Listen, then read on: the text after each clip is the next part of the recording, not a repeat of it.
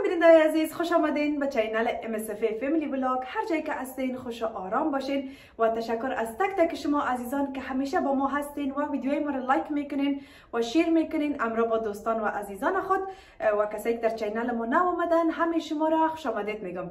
خب بیننده عزیز، امروز میخوایم رایس پیپر رول آماده بسازم به طریقه بسیار ساده و آسان، همچنان خوب خوشمزه و مزهدار و خصوصا دوستای عزیز ما که غذای سرخ کرده و چرب نوشیجان کردن نمیتونن و پریز هستن، میتونیم که از این رایس پیپر رول آماده کرده و نوشیجان کنین و من مطمئن هستم که یک بار اگر امتحان کنین بار از رایس پیپر رول آماده کرده و نوشیجان میکنین. اینا رو بریم ببینیم که ما رایس پیپر رول چگونه آماده میکنیم و نگفتن همه بیننده عزیز، اگر به این طریق آماده کردین و خوششون آمد بر ما زیر از این ویدیو کامنت کنین و رایس پیپر رول که از گوشت ماهی آماده میشه و همچنان کسایی که دوست دارن از گوشت براون استفاده کنن بر ما کامنت کنین و ما بر شما بخیر رسیپیش شریک میسازم و شیر میکنم. دیگه حالا بریم ببینیم که ما رسیپی خوشمزه و مزه‌دار چگونه آماده میکنیم. خب بیننده عزیز، بسم الله الرحمن الرحیم گفته در شروع یک قاشق غذاخوری روغن مدبین تخم پزی اضافه میکنم و حرارت زیر تخم پزیرم به درجه میدیم تو لو مونده و اینا ببینید عزیز، اینجا یک پیس سینه مرغ گرفتیم که را اخته کدگی است. البته تبین تخم پزی اضافه میکنم. خب ببینید عزیز، نال سرپوش تخم پزیر گذاشته به مدت 10 دقیقه به این شکل میمونه. خب ببینید عزیز، 10 دقیقه پوره شد. دیگه من سرپوش تخم پزیر پس میکنم و ببینید که چقدر از خود آب جدا کرده و ایناله دوباره رویش در داده و به حرارت پخش میگذاریم به مدت 10 دقیقه دیگه. خب ببینید عزیز، دیگه سرپوش تخم پزیر پس میکنم و گوشت میبینیم که آماده شده و یا خیر. بله، گوشت مرغ کاملا نرم شده و ببینید بینش تو خوب سفید شده. دیگه ایناله حرارت زیر تخم پزیر ما بلند میمونم و اینا میگذاریم که همین آبی که گوشت کشیده همگیش خشک شود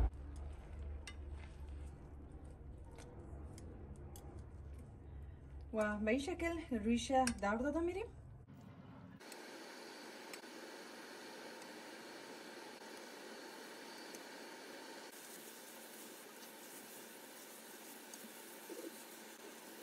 خب ببینید عزیز، دیدین که با حرارت بلند ماندم و پشت روی که رفتم که آب گوشت کاملا خشک شود. دیگه اینا یک کمک میخوایم که رنگش تغییر کنه و مزه کباب به خود بگیره. دیگه کمک دیگه هم سرخ میکنم، البته پشت رویشه. خب ببینید عزیز، پشت روی گوشت کاملا آماده است و پخته شد به این اندازه که ما میخواستیم. دیگه اینا در بین بشقاب گذاشته به این شکل. دیگه میمونیم که سر چه تا اون زمان دیگه استپشه به شما میگم. خب ببینید عزیز، اینا از ترکاری که من استفاده میکنم همگیشه من توته میکنم و نگفته نمونه پاک صفا همگیش شستیم که ضرورت داریم به کاهو، مرچ دلمه سبز، آووکادو، مرچ دلمه سرخ و همچنان مرچ دلمه زرد و زردک و نگفته نمونه هر نوع ترکاری که خودتان در خانه داشتین میتونین که از او استفاده کنین.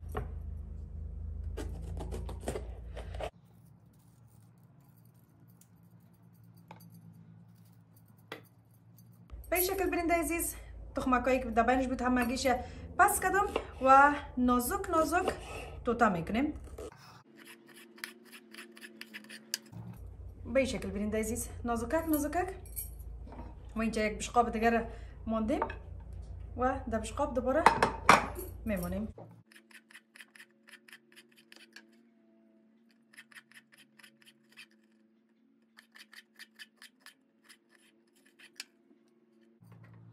به این شکل ببینید عزیز، به نمی طریق دیگه دو مرچ دلمه دیگه هم که مانده و همچنان زردک هم نازک خلال کرده و در بشقاب میچینم.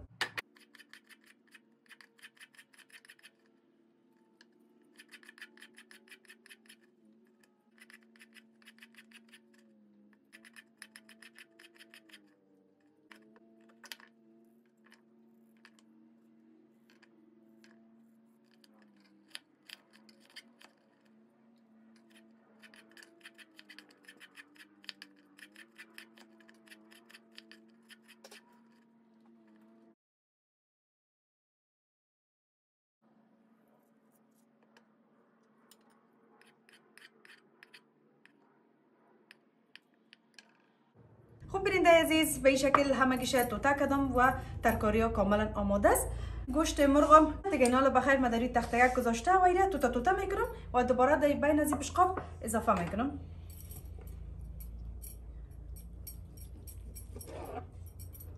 و به شما نشان میدم بین گوشت ببینین که کاملا پخته شده.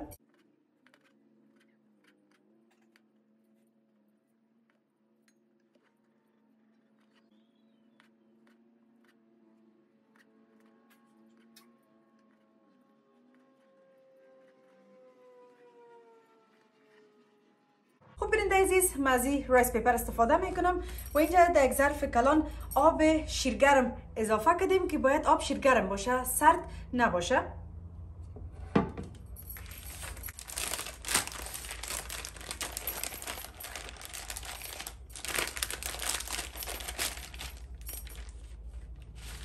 اینه بیننده عزیز بسیار نازک خوبش است.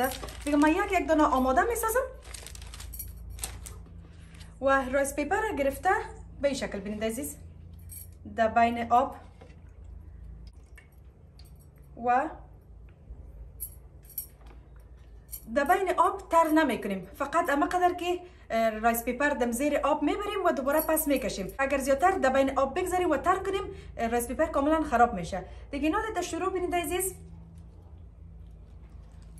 یک ذره کاهو به این شکل گذاشته و از ترکاری دلخواهتان به این شکل مرچ دلمه زرد و زردک، همچنان آووکادو به این شکل از هر کدامش کمک گذاشته، به خاطر که هر قدر زیاد بانیم باز بسته کردنش مشکل میشه. و در اخیر بالایش میمونیم 2 پیس و 2 سلایس از گوشت مرغ و به این شکل بیننده عزیز یک قاط کرده و یک طرفش بسته میکنیم به این شکل و دوباره رول میتیم. اینه بیننده عزیز بسیار ساده و آسان، همچنان بسیار مفید. و اینجا ما یک ظرف در نظر گرفتیم، در بین ظرف به این شکل جور کرده و میمونیم.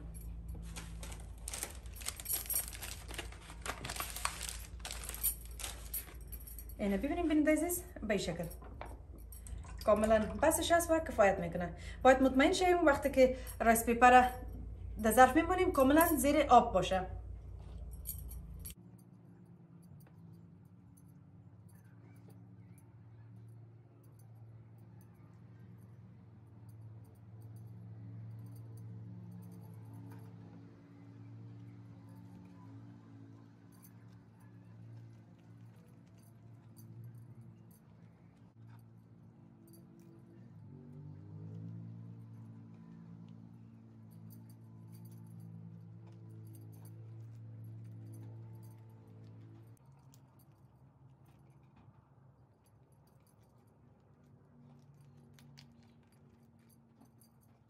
دیگه نال اینمی یک دانه را ما توتا کرده و بر شما نشان میدم.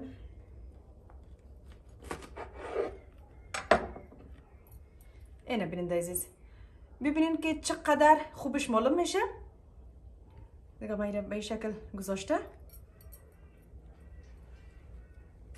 خب بیننده عزیز یام رایس پیپر رول که بسیار ساده و آسان و همچنان خوشمزه و مزه‌دار و بسیار هلتی هم است و فایده زیادتر است و کسایی که ویجیتریان هستن میتونین که شما هم به نمی شکل با خود آماده کرده و نوش جان کنین. و من بر شما نشان بدم ببینید بیننده عزیز که چقدر خوبش معلوم میشه و ایره میتونین همراه هر نوع سس که دوست داشتین نوش جان کنین. اینجا سس باربیکیو گرفتیم که اولادا زیادتر خوش دارن که همراه سس باربیکیو نوش جان کنن. خب بیننده عزیز دیگه وقت شما عزیزان نگرفته، با تک تک شما عزیزان خداحافظی میکنیم. شب روز خوش داشته باشین تا با یک ویدیوی دیگر. هر جایم که هستین خوش و آرام باشین.